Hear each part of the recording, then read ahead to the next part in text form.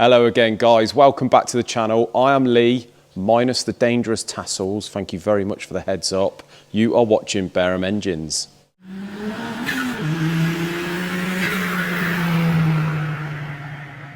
So guys, it's been a while. It's probably been about a week now since I've given you a run around the workshop. So I think it's about time we did so, just to see what we've got going on, what are the changes. It's a bit of organised chaos at the moment. So if we just start at the back now, this area here, obviously we've got the kit car on the ramp. This area here was completely crammed last week. We've sort of, all we've done really is push things over to the side. So we've got the Lagonda, we'll go into that in a minute. That is thumbnail and title material. We've got the V8, which we haven't even started yet. This one here is the Capri engine, the pre-crossflow. Ray was on the phone actually to me not that long ago, and he said if you could just hold it for another week or so, that would be great, because I think there's been a change of plan on who's doing the car, bless him. So he's going to keep me informed on that. The Mini, still no further on the Mini, haven't heard from the customer there and what they're doing. Now this little lot, this is the Jag that we've yet to do. This is the most recent one we've had in. We've got a pallet full of stuff here. A customer has supplied us with most of the bits, which is very nice. It's in pretty good nick. The block we have bored and faced, obviously with the front cover on, and that's just got to have the core plugs took out, thoroughly cleaned, painted, and that one is ready to go. And then we can just, obviously, I think John's done the crank on that one. Just got to do the head, their usual bits and bobs, and then we can do that. But that is, unfortunately, that's one of the last Jags to be done. So that's just staying on the pallet for the time being. Here, we've got a brand new Ford Ranger engine, a 2.2. This is not a recon. This is a brand new unit. Now, we deal with a company called GTI, and they do a lot of our gaskets and engine parts, you know, pistons, bearings, all the rest of it. Very, very good guys. They have managed to get their hands on some brand new core Ford units. Now this thing does come out, I think it comes out at about sort of 800-900 quid more than a recon lump, but it is brand new. I think the warranty's more, and the customer's gone for it. We've given them the option, and that's what they've gone for. So we should have the other unit tomorrow. I think this is out of a Transit, so because the engine is out of a Ranger, I think he's going to bring that to us Monday, the second hand. And all we've got to do is we've got to swap over the sumps, one of the mounts or something like that. But that's all that's different on it.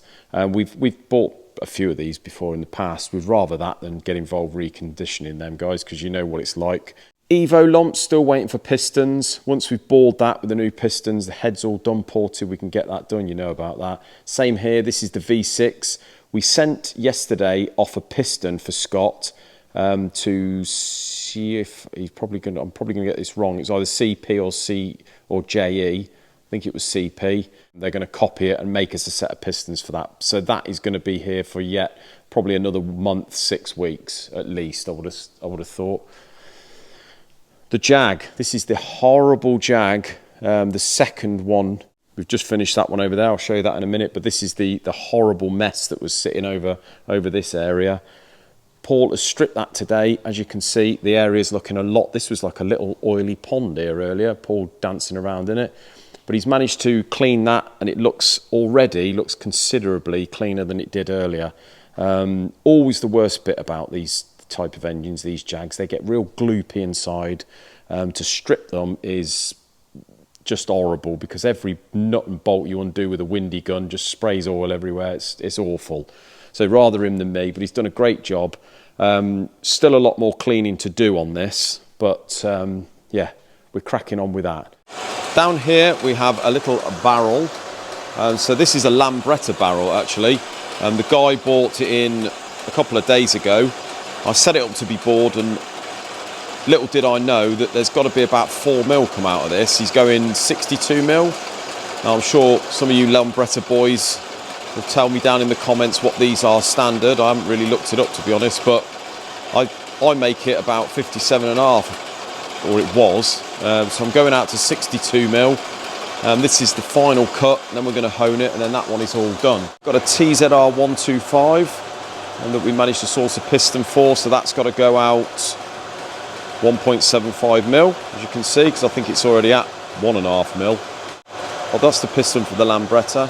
Over here on the head refacer, we have a Nissan Skyline. So this is just in for a little lick. This is actually Paul's brother's. You can see he's done some fairly heavy porting in there. This is off his drift car. Now the only annoying thing about setting these up on this head facer is you can see down the bottom there, we haven't got a parallel surface to the head face. You've got these funny angles here where the cam's going and the caps bolt onto. So what we have to do is put the parallels underneath.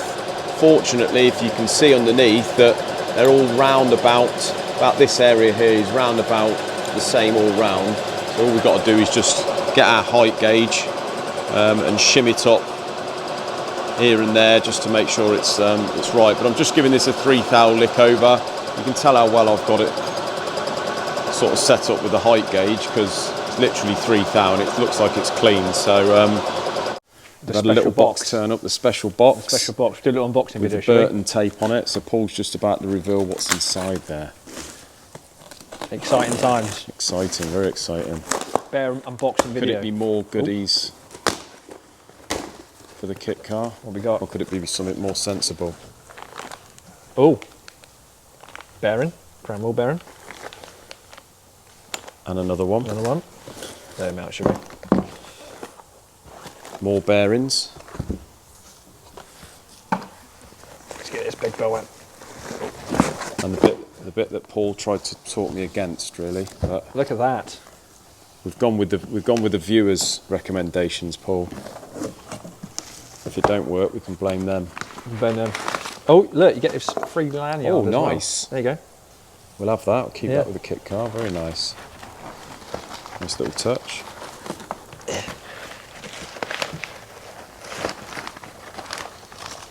There it is. An ATB for the kit car. Is it? Oh. Yeah. Beauty. So guys, this is my last barrel of the day. I've done 9 barrels today. This, fortunately, is one of the easier ones.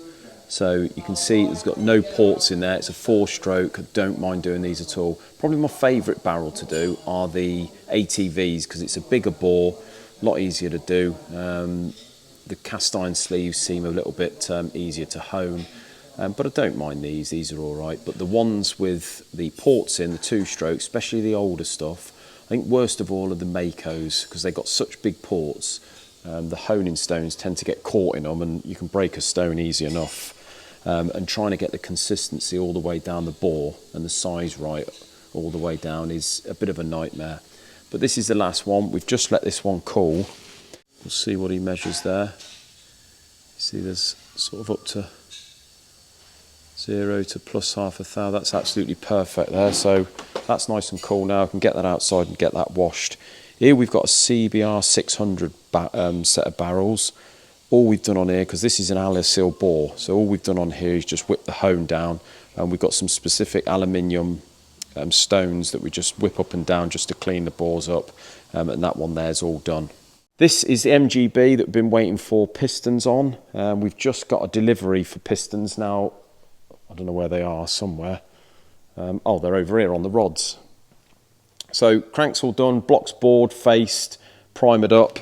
Paul has put the new pistons on the rods. Now these are, I'm going to get these wrong as well. These are a JP piston in plus 60.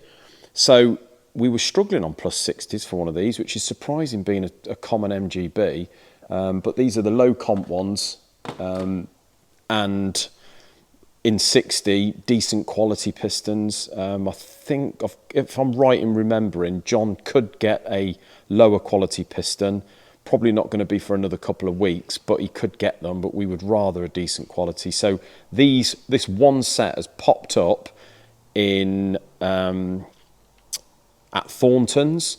The customer just by chance emailed them and they said, oh, we've just had one set come in. Although we had rang them, they didn't have any.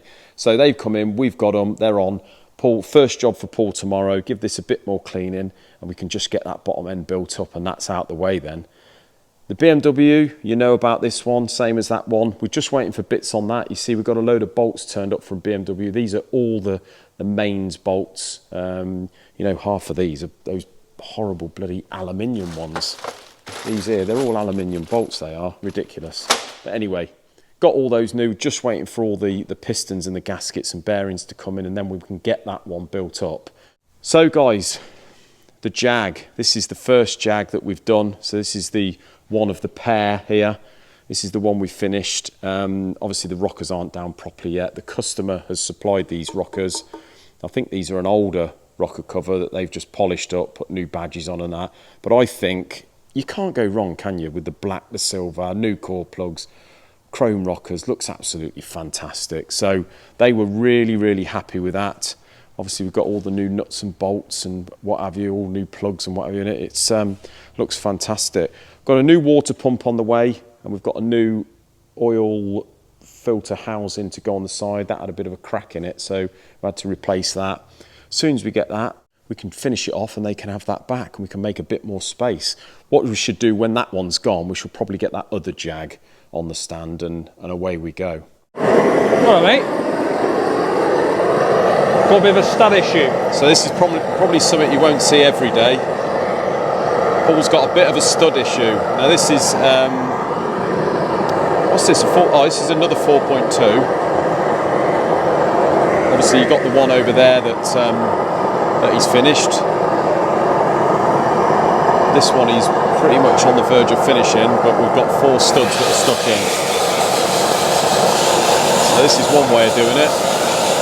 Of course, we listen to our viewers. We've got all the safety. Oh, got a little fire in there, Paul. Be right, mate. I've got my safety goggles on as well. Got a little fire going in there, mate. Be right, mate. It'll put itself out. I'll blow it. Put get a couple of steaks on there for lunch. Come on, let's get. Oh, look at that! Look at that. That's the way you do it. As you can see by this one here, guys, this is a little bit ropey. Probably a bit more ropey than the other one, Paul, isn't it? Yeah. Oh, still on fire in there. Still on fire in there, mate.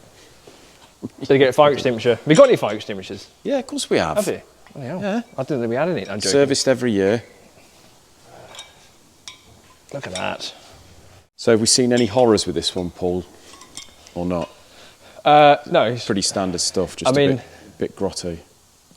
The pistons look like something been smoking. Use them as ashtray, didn't they? Yeah. They're terrible. But the bores don't look too bad. The bearings are fine.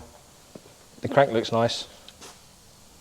I was quite surprised, actually. The problem is, engine, it's just so dirty. It's been sitting for 20 years. That's the problem. That's the worst bit, really. It's the stripping it. Everything is just... Down here looks remarkably tidy compared to what it did an hour ago, mate. Yeah, it was like a marsh. I was going to have to get my swimming trunks out. It was like a marsh, wasn't it? It was. Not very nice. For any of you that don't know, these studs run through here, a little bit like the long studs in the Cosworths that we do. They go down and sit at the bottom of the water jacket. So it's a good design, but the only problem is when they've been sitting with no antifreeze and some moisture, and just a little bit of moisture, that's all it takes, and they're stuck in there. And the real problem starts is when they break. Yeah. Just trying to drill these, they just sort of flap about in there. It's an absolute nightmare. Problem is we have to take the studs out to skin the blocks, though, don't we? Yeah. So I don't think we're going to have our vapor blaster in time to do this, but this would be an absolute perfect one to do, wouldn't it, really? Yeah, it would come out nice if we did. But we'll use what we've got. It'll still be nice. It'll still be just as nice as that. But you never know, we could have a phone call any day. Right, guys, thumbnail and title time. The Lagonda. So this is an update on the Lagonda.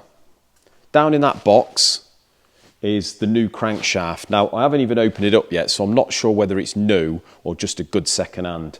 But that has been supplied by the customer. He said, check it over. If you're happy with it, we'll use it. So by him saying that, I'm assuming it's a good second hand, but I don't know yet. We've got to open that up. The block. So originally we said that we're going to have to liner this block. These pistons are relatively new by the looks of it, but it has picked up. We've measured them and they're all a bit down on the skirts, so something's been going on with this. Although this is meant to be sort of freshly done not that many miles ago, you have a look at that, guys. That to us does not look like it has been done fairly recently, although it has, because it's been bored. Now, the customer did email me the other day and he said, look, why do you want to put liners in it? if he wants, because this has been took out bigger, so he wants to keep it at the capacity it is. He said, look, if we can not keep it standing and just keep it around the bore size it is, that's what he wants it at. So what we've done is we've gone away and identified these pistons, and these are actually a JP piston, and believe it or not, they're an AJS 500 motorcycle piston. I think they work out big bore on this, but they're actually a standard piston.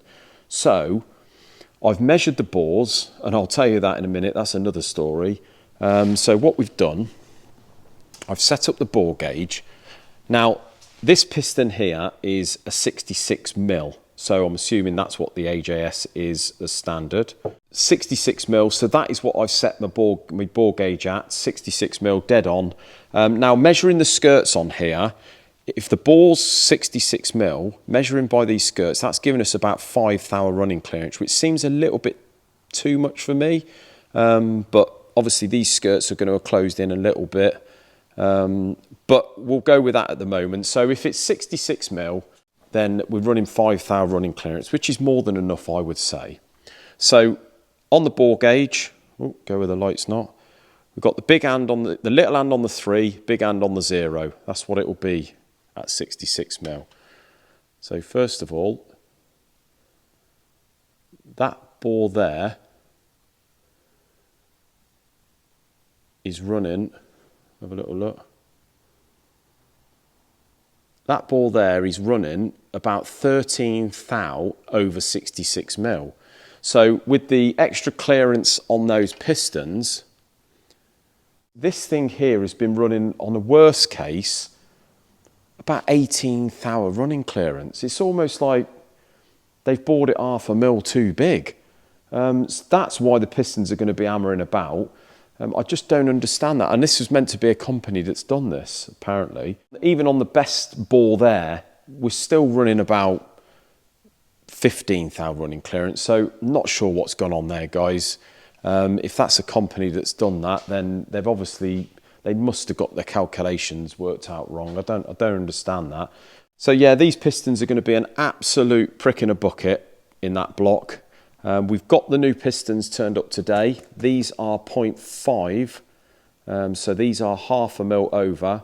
So these are, although they're sort of massive and one or two are bigger than the others, they are sort of consistent. So my feeling is we just got to hone those out, guys. Probably, like I say, on the worst one, we go out about another 5 or 6 thou. That's going to be absolutely perfect because there's no heavy scoring, although there's no heavy scoring. So they're going to clean absolutely fine at that. Be happy to do that. And then we've got a nice clean ball. We'll get the studs out, face the block. We've still got, even if that crank's all right, we've still got to send that crank off and get these big ends white metalled. But we are going to save him a lot of money not having to weld up and grind back that crank. So yeah, not sure what was going on there, guys. Bit strange how they would bore it sort of at the very minimum 10 or 15 thou over what it should be, but whether it was bored out before and they've just slapped a set of pistons in and got their measurements wrong, I have not got a clue, but that was definitely not going to work. Well, that's it for today's video, guys. If you haven't already, please hit that subscribe button and the like button. Comment down below on what you think on today's video, and we'll see you next week. Take care, guys.